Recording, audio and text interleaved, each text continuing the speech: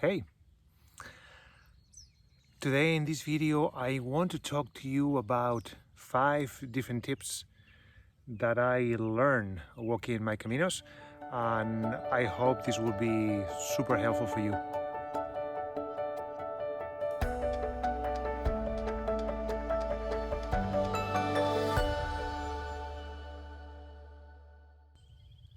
My first tip is training.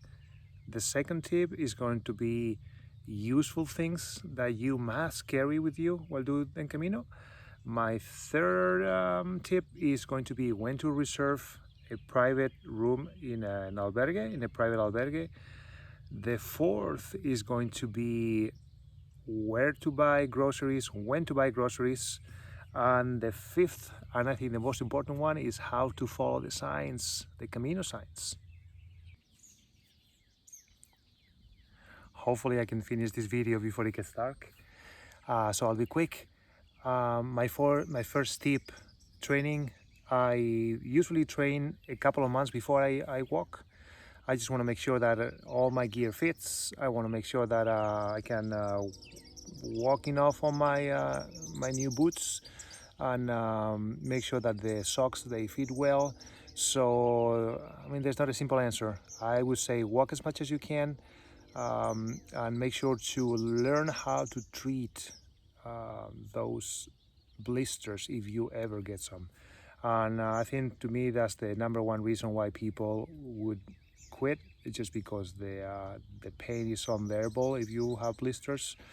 So yeah, train as much as possible, walk as much as you can, and make sure that you test the gear that you think you're going to be using while walking Camino. On the list of useful things, what I mean is like things that you need to have with you all the time, like your credential, your passport, ID, credit card. And for that I use something like this that I could just have with me at all times. When I go to sleep, I can put this underneath my pillow, and during the day I can put this on my waist. So I've seen people using those fanny packs, and those work well. And Spain is a very safe country, and I've never had any problem. I know people, they will just bring this while they take a shower, but usually when you have your Camino family, you can safely leave most of your things in your on your bed in the albergue, and people tend to help each other and look after one another. So yeah, there will be things that will be replaceable, like socks, shoes, t-shirts, things like that. But for all your important documents, something like this is great to have. My third tip was to reserving private rooms in private albergues, and I do that every once in a while, just because there's a lot of people in albergues. Sometimes there's a lot of noise, and some people tend to go to sleep too late. Some people tend to wake up very early. So I usually book a private room maybe 5 or 6 days into my Camino, or every 5 or 6 days, just so I can have a nice rest day or night. That way you can do laundry, you have your own private room, you can watch TV, you can plan your etapa for the next few days. So it's really helpful. I mean, it's not like a super important thing, but you should consider that, especially on those big cities where you want to have some more privacy, and you want to relax more. So yeah, private room, you can do it. It's a lot of people do it, and I would highly recommend that. Tip number 4. Be aware that in Spain, most places, they will close for lunch, except restaurants and bars, that they are mostly open.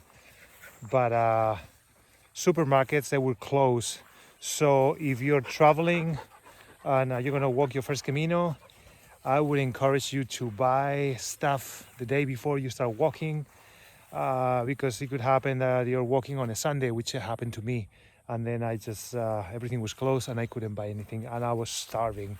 So good advice is just to get some snacks for at least for a day. Maybe milk if you want to have coffee in the morning, but bars will be open. So, but things like power bars or electrolytes, uh, things that you may want to eat while you walk the first day. And it always takes a couple of days just to get used to like the routine, what places are open, and what things you can buy at a bar. So I always bring things either from home or when I arrive to mostly Madrid, and then buy a few things there for dinner that day, and then for most of the day the following day, just in case things are closed. It's always good to have stuff in your backpack. So yeah,